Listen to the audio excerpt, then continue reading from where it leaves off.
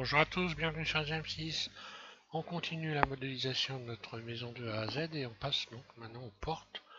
Alors ce que je vous propose avec ce tutoriel, c'est voilà, de modéliser une plaque avec une serrure. Comme ça, donc moi j'en ai fait tout un tas. Je vais vous faire voir. Après, je vais vous faire voir comment faire celle-là. Après, à vous d'imaginer. Donc voilà le maillage déjà. Je vais vous en faire voir d'autres. Voilà une autre façon, par exemple ici. Donc là j'ai une poignée arrondie ici avec ici donc pour engager la clé dans la serrure avec un entourage. Enfin voilà. La différence, là c'est une poignée plate. Je n'ai pas mis d'entourage ici. Enfin voilà, il y a plusieurs. Puis donc là j'ai fait chapeau de gendarme, on peut le faire droite, etc. Voilà, donc je vais faire celle-là, parce que celle-là c'est sympa, ça pourra aller avec ceux qui. Je vais faire des portes peau de gendarme, chapeau de gendarme aussi, hein. Donc ça pourrait aller éventuellement avec ce type de porte. Alors, je passe donc sur une fenêtre neutre et je vous explique tout ça. Donc avant de commencer, c'est pour répondre à Bernard Quam qui me demande de mettre le screencast. Ben, malheureusement, je peux pas le mettre parce que moi j'ai un bug à chaque fois que je fais ça. Et puis donc ça m'oblige à recommencer les tutos. Et bon, j'aime bien faire des tutos, mais des tutos en continu pour rien du tout, non. Donc je pense en plus que le meilleur moyen d'assimiler, ça n'est pas de regarder le screencast qui a tendance à vous focaliser sur ce qui est écrit là. Vous n'écoutez plus et vous apprenez, vous ne gardez pas en mémoire les explications en procédant comme ça. Donc je ne mets pas le screencast pardon, et donc non seulement je dis ça bug mon système, mais en plus je pense que c'est pas vraiment très efficace. Voilà. Donc je pense encore une fois que le mieux c'est que je vous fasse des tutos qui soient pas trop rapides et que vous en profitiez pour écouter. Le meilleur moyen de regarder, de suivre un tuto, c'est déjà la première chose de le regarder dans son entier sans rien faire du tout. Vous faites rien et vous regardez le tutoriel et ensuite vous passez donc à la réalisation en vous aidant du tuto éventuellement si vous n'avez pas tout mémorisé. Voilà. Alors je vous explique ça, donc je reprends sur mes explications. La première chose à faire, vous allez rajouter une grille. Vous vous mettez en vue de dessus, 7 du pavé numérique. Et cette grille ici, vous allez la modifier un peu en rajoutant donc le double de rayon sur l'axe Y, enfin en tapant 20. Là, vous tapez 20 ici à la place de 10. Ce qui fait que quand je vais aller en mode edit, j'ai 20 rayons ici et 10 ici. Ce qui va me permettre d'étendre cette plaque en quelque sorte de cette façon-là et pouvoir recréer des formes à peu près carrées avec des ensembles de vertices à peu près égaux à chaque côté. Vous allez comprendre, pour faire des cercles, c'est mieux de partir d'un carré. Donc là, je vais me mettre en mode face. Je désélectionne toutes les faces et je vais sélectionner à peu près à ce niveau-là, on va dire, une forme carrée. En gardant de chaque côté, par exemple ici, la valeur de deux faces. Et pareil en bas, voilà, je vais sélectionner sur le bas. Si vous regardez une plaque en moyenne, la poignée sur la plaque est assez haute.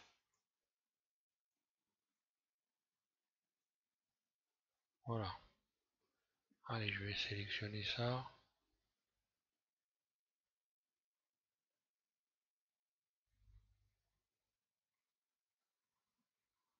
On va dire deux formes carrées équivalentes, ça sera mieux. Donc là j'en ai deux.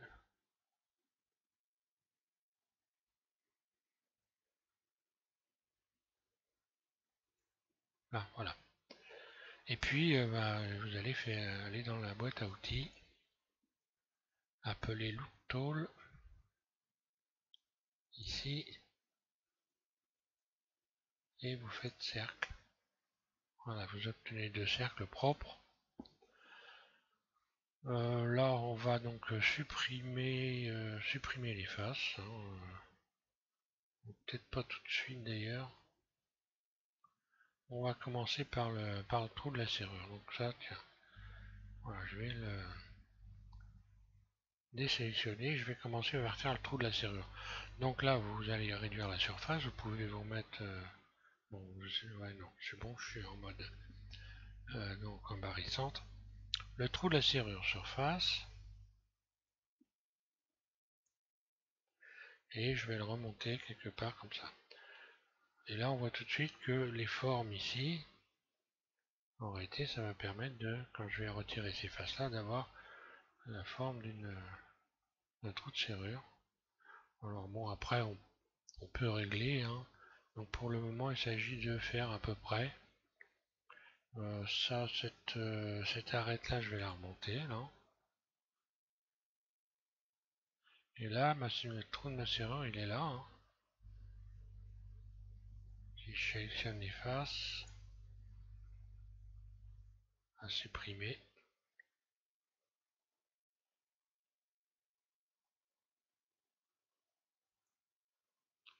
Et puis, je vais supprimer. Donc à vous de voir après, suivant ce que vous voulez faire.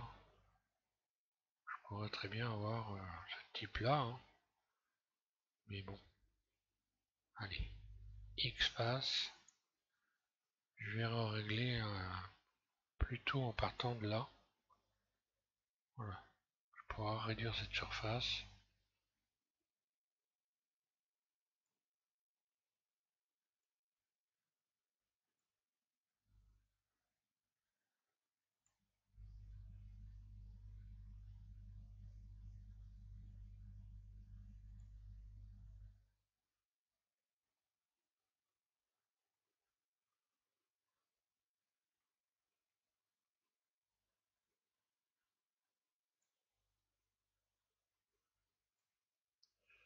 Allez, je vais garder ça.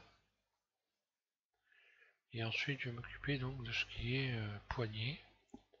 Je resélectionne ces faces-là. X, je supprime les faces. Je vais sélectionner en mode arrêt, en mode vertice ce cercle-là et je vais refaire une surface. Réduire la surface qui correspond donc à la largeur de ma poignée. Voilà, donc là, voilà ce que ça me donne déjà pour commencer. Donc là, faut pas trop s'affoler, puisque après, vous pouvez toujours tout régler de toute façon. Alors, on va commencer par faire la poignée. Faire la poignée, vous allez donc faire une extension de surface, une première, très légère, on va dire, extrude. Puis je vais faire un anneau autour ici de la poignée, donc je vais faire extrude surface. Je vais faire une sorte d'anneau, hein. Extrude, extrude surface. Voilà, je vais revenir à faire ma poignée comme ça. Extrude, très légèrement. Donc ça va servir de surface de tension quand vous allez subdiviser votre élément, votre plaque.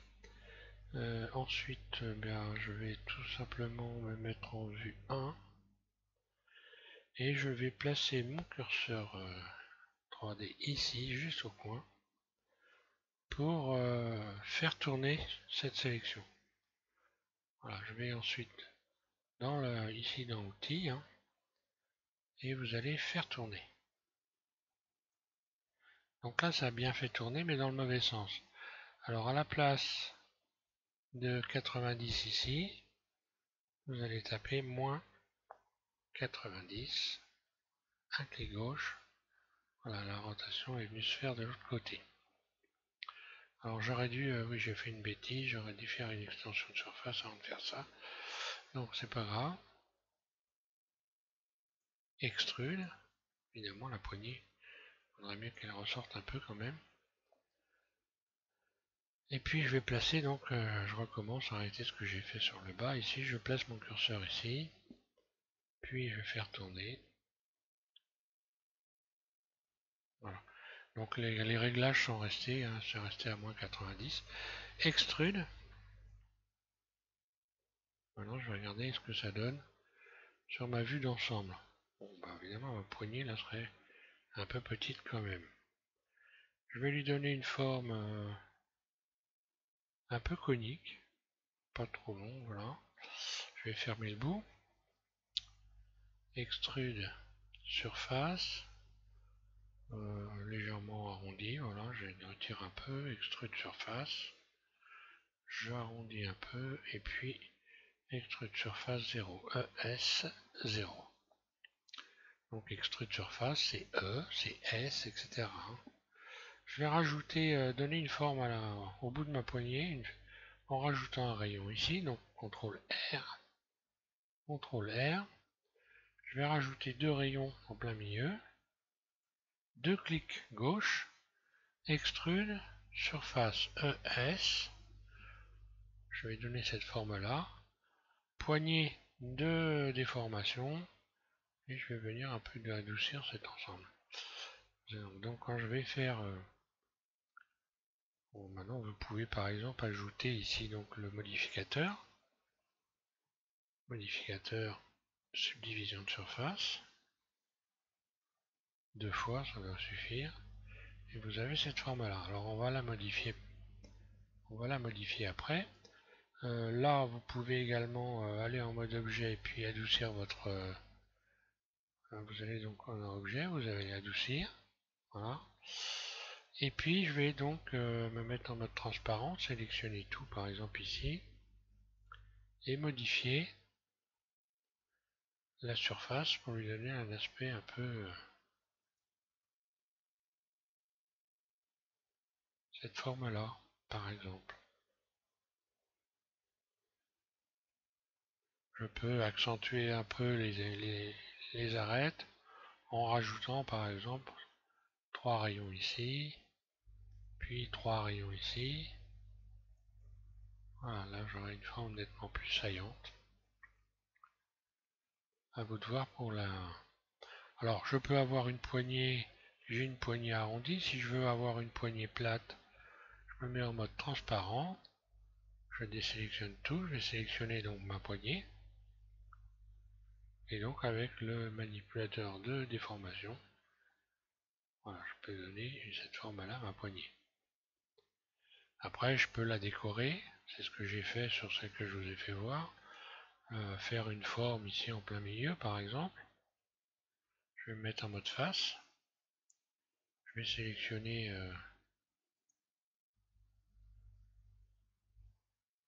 les faces qui sont là, par exemple.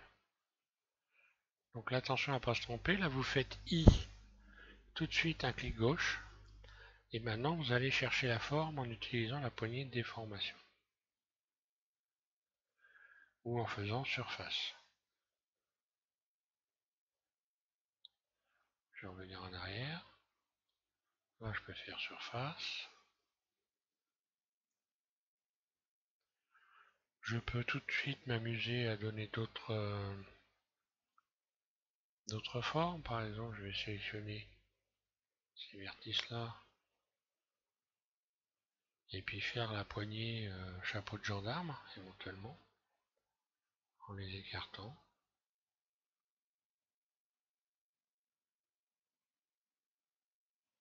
Bon, comme ça va, ça paraît pas mal. Puis je vais sélectionner ces faces-là. J'ai fait un dessin donc, en surface. Poignée ici donc de déplacement, extrude. Donc vers l'intérieur. Je fais ma forme.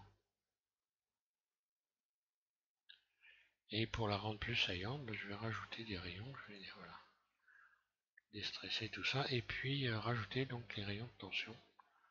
Là je vais en mettre 3. Donc ça me fait ça.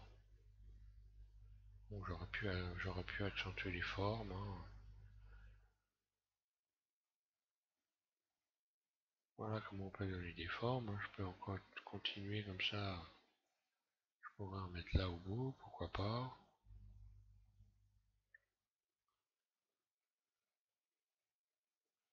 Je vais en mettre en vue de dessus pour être sûr de bien sélectionner toutes les faces correctement. I, un clic gauche je lâche et maintenant je vais faire surface. Voilà. Et pourquoi pas extrude à l'intérieur. Je vais rajouter quelques rayons sur les côtés. Et voilà, j'ai rajouté une forme ici par exemple. Ou je vais rajouter des rayons. Donc là, je vais rajouter par exemple 4 rayons. Sélectionner des ensembles de faces comme ça.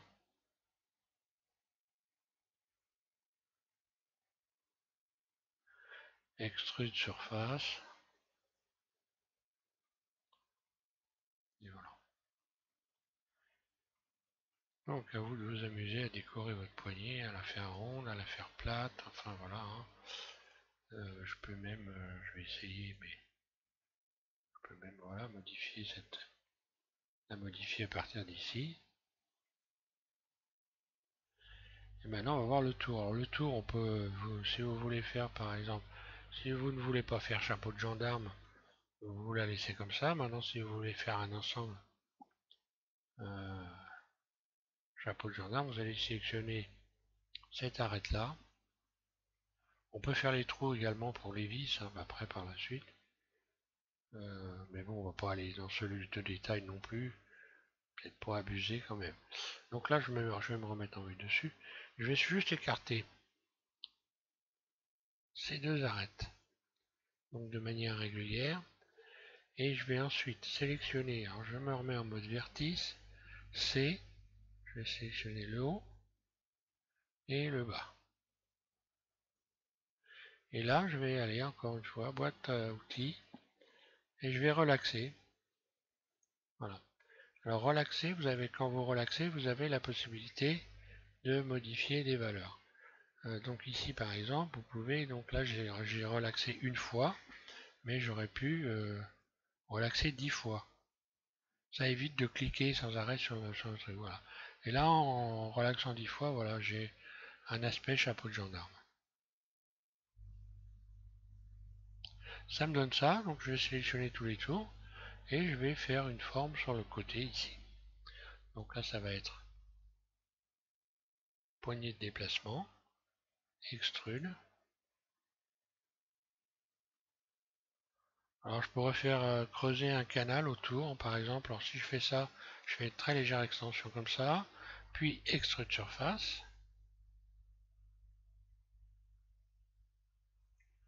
Voilà. La poignée de déformation pour faire en sorte que l'épaisseur du haut et l'épaisseur sur les côtés soit la même, ou à peu près, hein, voilà. Puis extrude vers le haut. Donc là j'ai creusé un canal autour, puis extrude surface. Là c'est pareil, je vais remettre, ou pas d'ailleurs, hein, ça, pas, je vais avec les poignées de déformation faire en sorte d'avoir un tour qui soit donc et une épaisseur est à peu près identique sur le haut et sur les tours avec cette poignée de déformation. Voilà. Puis extrude avec la poignée de déplacement, extrude. Puis extrude surface pour refermer un peu l'ensemble. J'ai plus qu'à rajouter une poignée de rayons là où je veux. Voilà, là je vais en rajouter 4. Là où je veux retendre les surfaces en évitant de me casser trop la tête. Hein. Voilà, c'est un très bon moyen d'éviter de faire des doublons. Voilà, je vais refaire des tensions de surface. Là, je pourrais sélectionner ce rayon-là et puis réduire la surface, ce qui donne une impression comme ça, en rajoutant un rayon.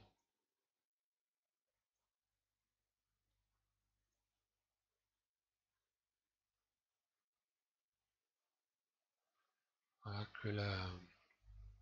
que la poignée n'est pas collée à l'ensemble.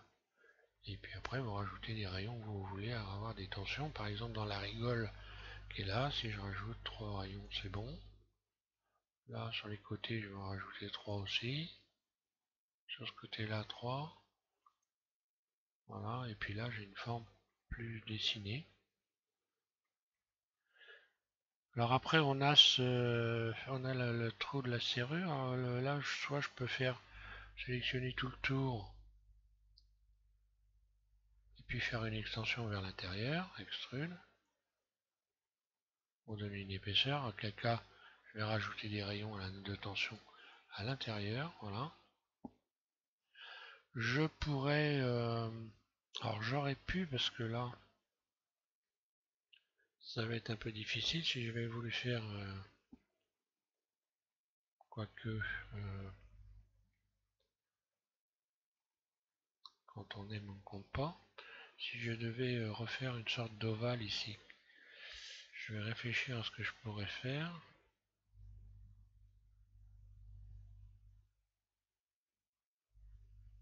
Je vais revenir en arrière. Et je vais essayer de découper pour voir.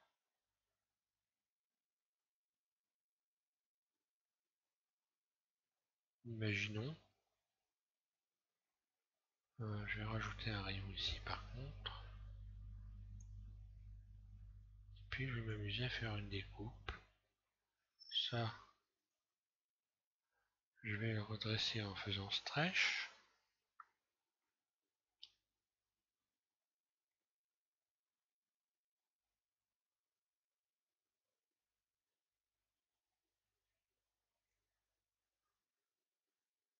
Voilà.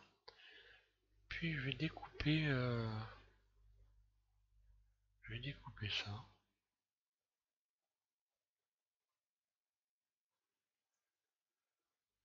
V, CTRL L.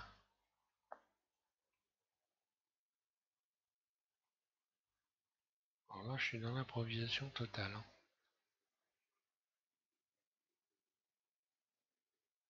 Par exemple, je resélectionne ici mon... Je vais cacher d'ailleurs. CTRL L. Non.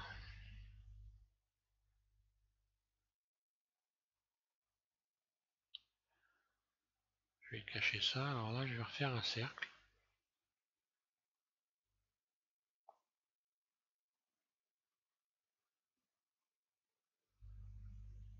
Allez, je vais tenter quelque chose. C'est pas obligé que ça marche correctement, mais on va essayer. Je vais tenter le cercle. Nickel, surface. J'ai envie de recoller donc mon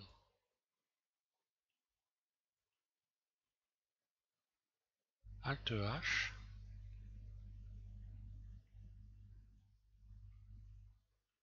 Là, je vais sélectionner les tours.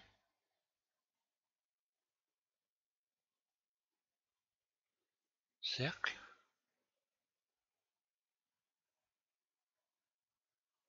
Donc là, on voit que j'en ai qui se chevauchent, hein. Donc il faut que je trouve une solution. Double G, je vais faire ça, je vais faire glisser.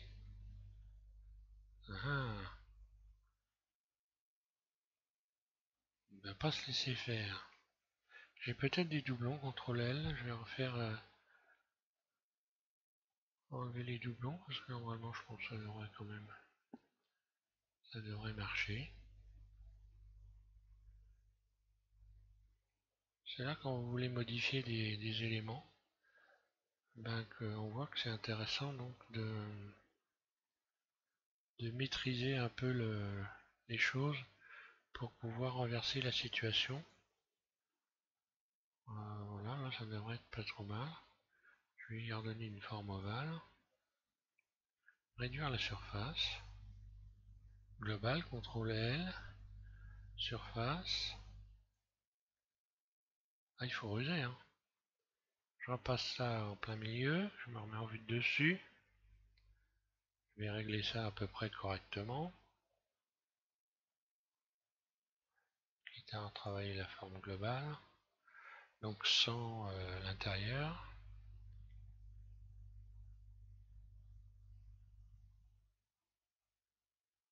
là.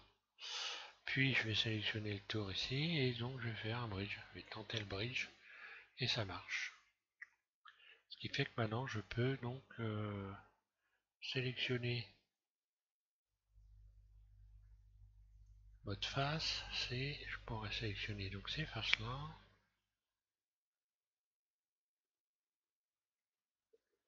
et puis faire extrude, extrude, et voilà comment on se débrouille par exemple. Donc dans l'idéal, il aurait mieux valu que je fasse cette forme ovale déjà dès le départ, hein. Donc là on voit que je peux pas rajouter de rayons ici, hein. Donc là il faut rajouter des rayons sur les côtés si vous voulez avoir des bords saillants. Et voilà par exemple comment on peut donc réaliser une plaque de porte. Alors pour ce qui est de faire une clé, j'ai déjà fait des tutos. Alors je vous donnerai ça dans l'avenir pour ceux qui voudraient modéliser une clé. J'ai déjà fait ça sur des tutos. Là par exemple, bon le maillage c'est pas top top top, hein. J'aurais pu peut-être refaire un... Je vais supprimer X mes rayons là. Je vais les dissoudre. Dissoudre les arêtes, voilà. Et là je vais essayer, je vais tenter de faire des espaces. C'est pas sûr que ça marche ça par contre. Espace. Ouais, j'ai un maillage ouais, qui est pas mieux, hein. Donc dans l'idéal, ouais, le maillage est pas si moche que ça, hein. Pas non plus. Le rendu est propre, hein, pas non plus exagéré.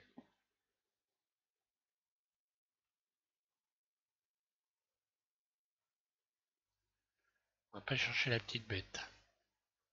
Disons que si j'avais fait ma partie ovale ici avant de faire le trou de la serrure, et bien évidemment, j'aurais un maillage parfaitement propre. Voilà. Donc, vous faites une poignée comme ça, vous la mettez de côté, vous lui donnez un nom. On ira la chercher par la suite.